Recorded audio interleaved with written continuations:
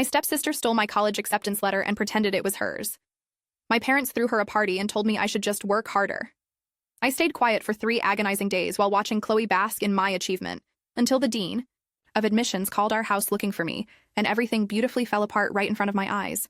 I knew something was off the moment I came home from my shift at Dunkin'. The house had this weird energy, like Christmas morning mixed with election night tension. Dad and Diana were whispering in the kitchen, and there were actual tears in Diana's eyes. Happy tears. I hadn't seen those since their wedding 2 years ago. "What's going on?" I asked, dropping my backpack by the door. They exchanged this look, the kind adults share when they're hiding a puppy or planning a surprise party. Then Dad cleared his throat. "Chloe has some news she wants to share at dinner." My stomach dropped. Because today was March 30th, Harvard Decision Day. The day I'd been working towards since freshman year, the day I'd circled in red on my planner, and set 17 calendar alerts for, the day that would change everything. "Is the mail here?" I tried to sound casual, but my voice cracked. Diana wiped her eyes, still smiling. "All taken care of, sweetie. Let's just wait for dinner, okay?" I nodded and headed to my room, heart hammering in my chest. I'd applied to 12 schools, but only one mattered. Harvard. For their neuroscience program, for their research opportunities, for the scholarship I desperately needed, and yes, if I'm being honest, because it was the one place my bio mom had dreamed of sending me before cancer took her 5 years ago. When I opened my bedroom door, I found Chloe sitting on my bed, scrolling through her phone like she owned the place. She looked up with this Cheshire cat smile that made my skin crawl. "Hey, college girl," she said, her voice dripping with something I couldn't quite place. "Big news tonight. Updated, guys, thank you all for the supportive comments on my last post. You won't believe what happened next. I've been reading your advice between classes, and it's giving me strength. Someone asked if I recorded any of this drama. I wish. Would you have confronted them immediately or played the long game like I did? 2 years ago, my dad remarried Diana Mitchell, mother of Hurricane Chloe. Okay, that's not her actual middle name, but it should be. Before that, it was just Dad and me, a tight unit since Mom died. We had our routine, Saturday morning pancakes, late-night documentary binges, and a shared understanding that academics were everything. My mom had been a research scientist at MIT, and those genes definitely got passed down. I was taking AP everything, running the Science Olympiad team, and volunteering at Massachusetts General Hospital on weekends. Harvard wasn't just a dream. It was the plan. Then Diana and Chloe crashed into our lives like a Category 5 storm. Diana was nice enough in theory, always complimenting my commitment to academics, like it was some quirky hobby, while simultaneously asking if I was missing out on the high school experience. But Chloe? Chloe was something else entirely. She was my polar opposite, blonde, effortlessly pretty in that intimidating TikTok way, and allergic to anything resembling effort. Her idea of studying was taking aesthetic photos of her barely opened textbooks for Instagram. Her GPA was a mystery maintained through tearful conversations with sympathetic teachers and last-minute parental interventions. Meanwhile, I was pulling all-nighters and drinking so much coffee that the Dunkin' crew started my order when they saw my car pull in. The real problem wasn't Chloe's academic apathy. It was how quickly she became the center of our family's universe. Suddenly, our quiet house was filled with her friends for weekly movie nights. Family dinners revolved around her cheer competitions and social drama. My dad, who used to discuss Scientific American articles with me, now spent hours helping Chloe create the perfect promposal video for her boyfriend. But I adapted. I retreated to my room, the library, anywhere I could focus. I knew what I was working toward. Harvard's neuroscience program was consistently ranked first in the country. They had connections to research positions that undergrads at other schools could only dream of. And their financial aid package would mean I wouldn't be drowning in debt until my 40s. What hurt worse than the constant Chloe worship was how my academic achievements became invisible. When I won the state science competition, Diana said, "That's nice, honey," before immediately turning the conversation to Chloe's new Instagram milestone. When I was named valedictorian, my dad nodded distractedly while helping Chloe edit her prom photos. It was like watching myself slowly disappear.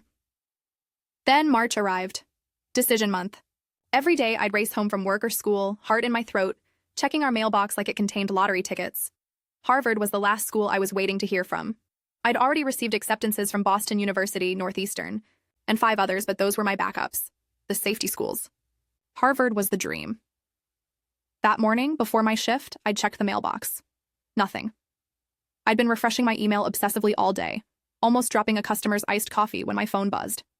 But it was just a TikTok notification, and now sitting across from Chloe on my own bed, I felt a chill run through me.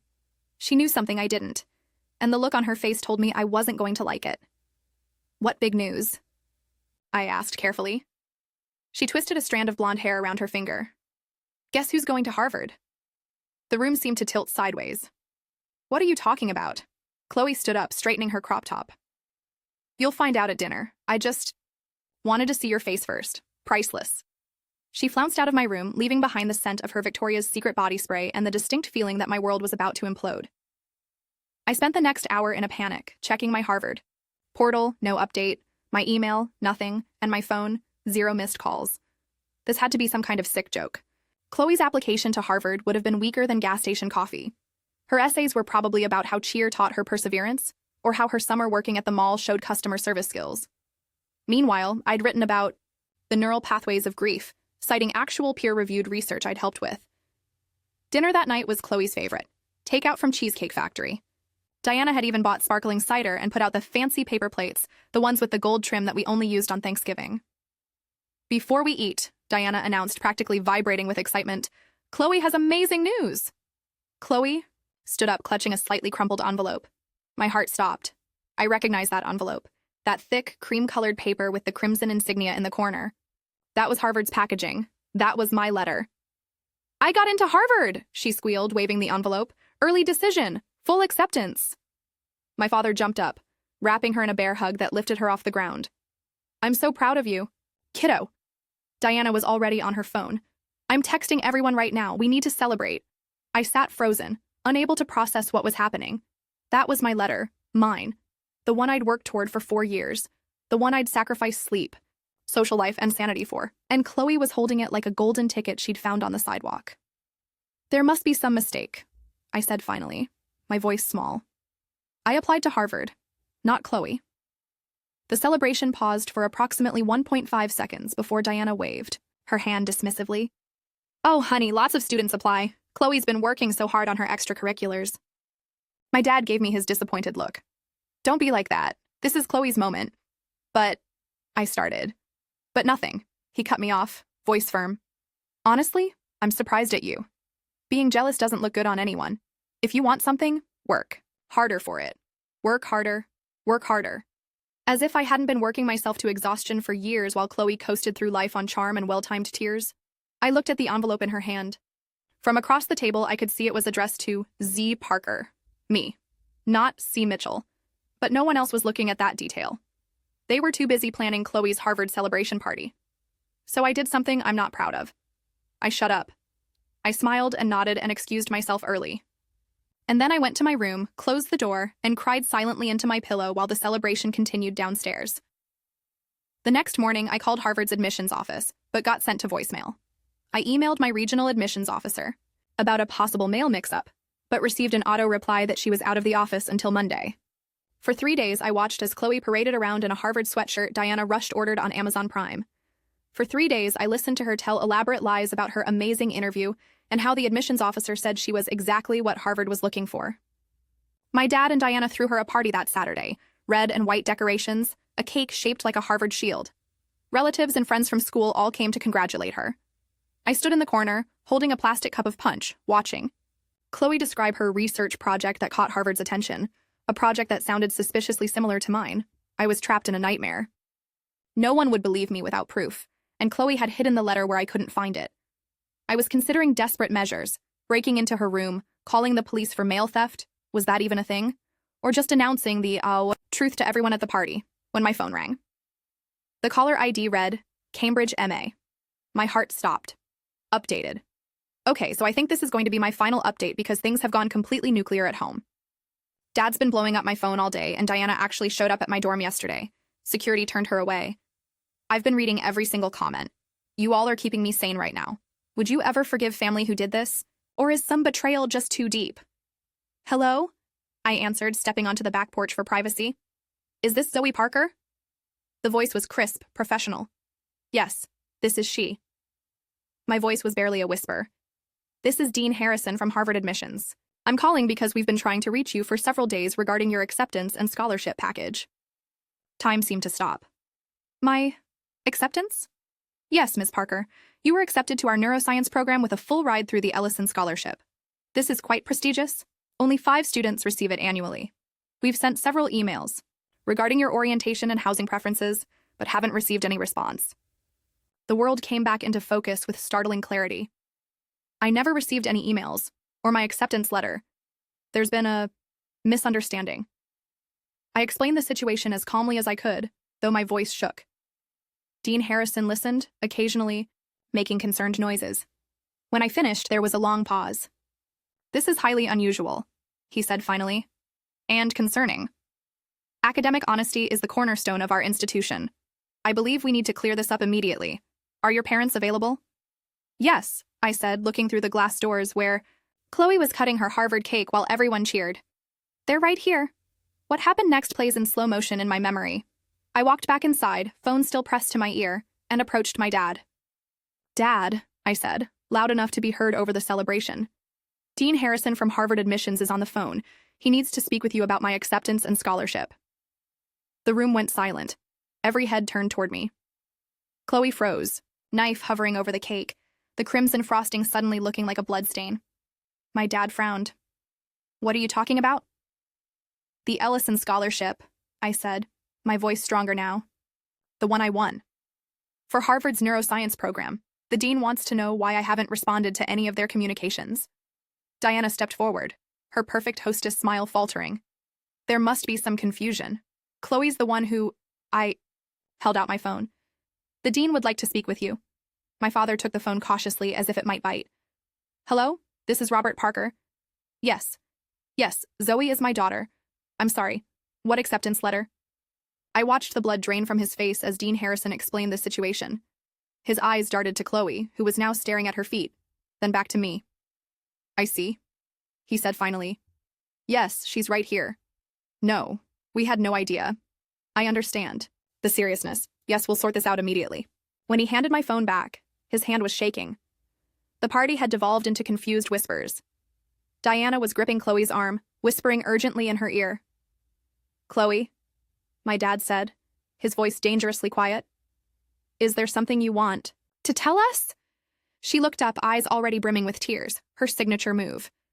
"I just wanted to know what it felt like," she whispered, "to have everyone be proud of me for once, instead of her." "So you stole her mail?" My dad's voice rose. "Lied to our entire family? Let us throw you a party?" Diana jumped in, always the defender. "Robert, she made a mistake. She's just a child." "She's 18, my dad shot back. "Old enough to know better. Old enough to get into serious trouble for this." The truth spilled out in messy pieces. Chloe had intercepted my acceptance packet when it arrived, hidden the original letter, and created a fake one with her name. She'd deleted emails from Harvard that had come to our shared family computer. She'd intercepted a phone call earlier in the week by claiming I was out with friends, all while wearing my Harvard sweatshirt and eating my celebration cake. The why party dissolved into chaos. Guests awkwardly made excuses to leave. Chloe locked herself in the bathroom, crying dramatically enough to be heard through the door. Diana fluctuated between defending her daughter, she's under so much pressure, and apologizing profusely to save face. But my dad? He just stood there, looking like someone had hit him with a truck. When everyone had gone and it was just the 4 of us in our decorated living room, he finally turned to me. "Zoe," he said, voice cracking. "I don't know what to say. I'm so sorry I didn't believe you." I looked at him, really looked at him, and saw a stranger. Not the dad who'd taught me to ride a bike or helped me through Mom's funeral. This was a man who had chosen his new family over me, who had repeatedly taken Chloe's side without question, who had watched me disappear and done nothing. "I got a full scholarship," I said quietly. "The Ellison. 5 students in the country get it. That's what all those late nights were for. All those weekends at the lab. All those hours you never noticed." His face crumpled. "I'm so proud of you." But it was too late. Something had broken between us, something I wasn't sure could be fixed. That night, I called my grandmother, my mom's mom, and told her everything. She lived 2 hours away in a small Cape Cod house filled with books and the lingering scent of my mother's favorite tea. Without hesitation, she said, "Pack your bags. You're staying with me until fall." I moved out the next day while Chloe was at cheer practice and Diana was at work. My dad tried to stop me, begging for a chance to make things right, but I was beyond listening. "You said work harder," I reminded him as I loaded the last box into my car. "So that's what I'm doing. I'm working harder at protecting myself from people who don't value me." The next few months passed in a blur. From the safety of my grandmother's home, I connected with Dean Harrison, secured my place at Harvard, and arranged my housing. I blocked Diana's number after her third text message trying to excuse Chloe's behavior as typical teenage insecurity. I limited contact with my dad to practical matters only: financial aid forms, insurance information, the mechanics of separation. Chloe was put on academic probation at school for academic dishonesty when the truth came out. Her Harvard dreams were over before they began, though I doubt she ever truly wanted Harvard itself, just the status and attention it brought. She wrote me a letter that was equal parts apology and self-pity, which I read once and then recycled. August came, and with it, move-in day. My grandmother helped me arrange my dorm room, hanging fairy lights and unpacking the framed photo of my mom I kept on my desk. She hugged me tightly before leaving. "She would be so proud of you," she whispered. "Not just for Harvard, for standing up for yourself." My dad texted that night, "I hope your first day was everything you dreamed. I love you. I'm sorry." I read it but didn't respond. By October, I was thriving. My neuroscience courses were challenging but fascinating. I'd made friends who actually understood my scientific references. I'd even started working in a research lab studying memory formation as a freshman, practically unheard of. Meanwhile, social media told me that Chloe had decided to take a gap year to find herself. Code for no college would take her after the Harvard scandal. My dad had moved into an apartment closer to my grandmother's house, a peace offering I wasn't ready to accept. On Parents' Weekend, I stood in Harvard Yard with my grandmother on one side and my mom's best friend Susan on the other.